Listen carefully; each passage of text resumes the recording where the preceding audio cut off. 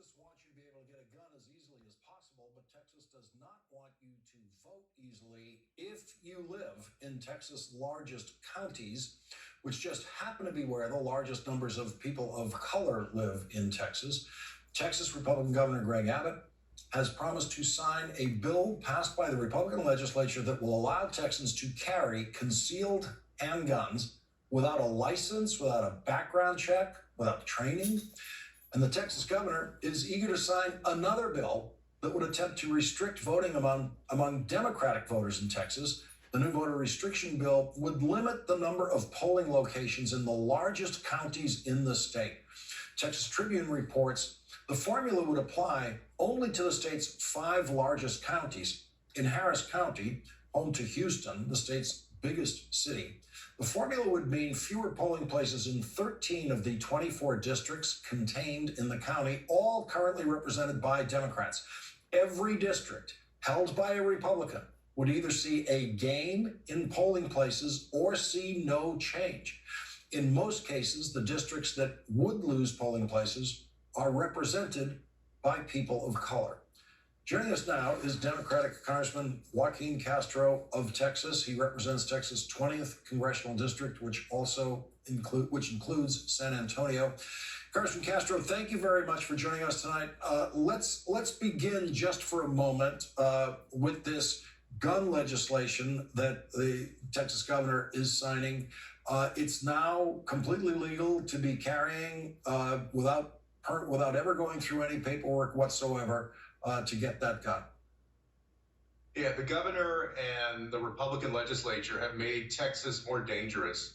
And it's really tragic, Lawrence, because Texas has been the site of so many mass shootings. When you think about what happened at Santa Fe High School or Sutherland Springs or El Paso, Texas in 2019, and Killeen in 1991. And instead of making the people of Texas safer by doing things like background checks, a very simple thing to do, the governor and the legislature have actually made it easier for people without any kind of permit, without any kind of background check, without going through any kind of training to get a gun.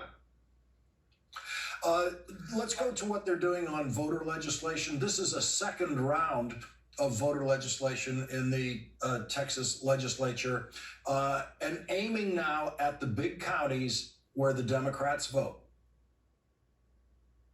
Yeah, that's right.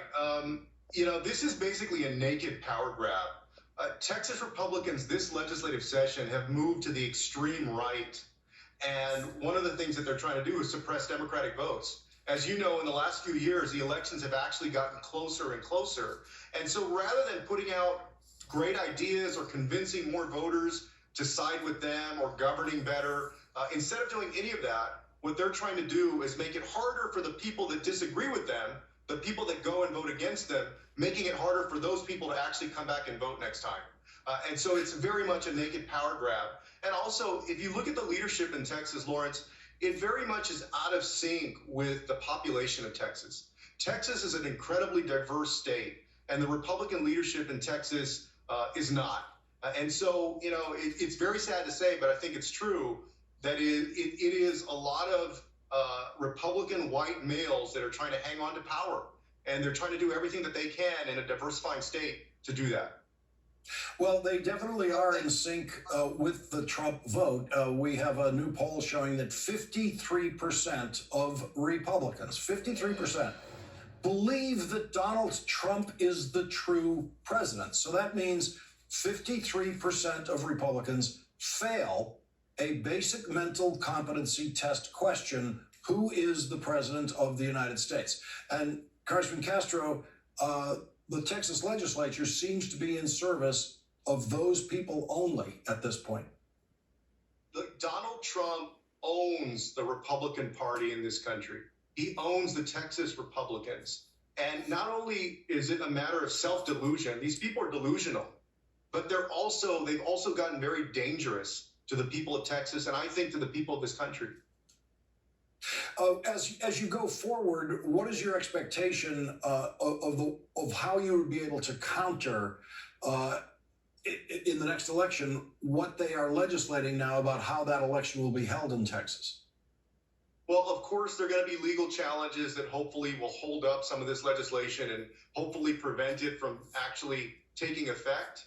We're going to have to see how it goes in the courts. But aside from that, it speaks to the fact that we need people to get out there and vote. And we have to redouble our efforts to get folks out to vote. But most of all, for the Congress, we need to pass H.R. 1. We need to pass the John Lewis Voting Rights Act. I'll tell you, if we don't do that this term, if we let this term go without passing those significant pieces of legislation to protect our democracy, then by 2022, 2024, I don't know that we're going to recognize voting in this country by then. Congressman Joaquin Castro, thank you very much for joining us tonight. We really appreciate it. Thank you. Thank you. And coming up, you'll hear the moving words of 18-year-old Darnella Frazier, who released a written statement today about what she